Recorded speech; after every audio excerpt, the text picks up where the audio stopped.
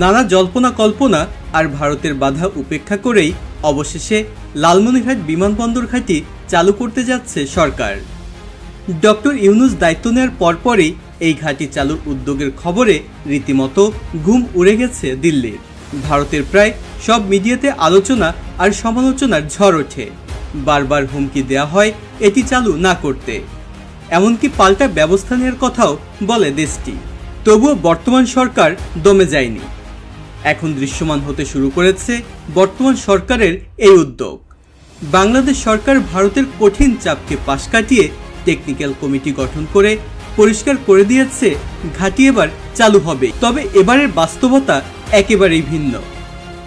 সেনাবাহিনীর পক্ষ থেকে বলা হয়েছে দেশের স্বার্থেই এই বিমানবন্দরটি চালুর সিদ্ধান্ত নিয়েছে সরকার।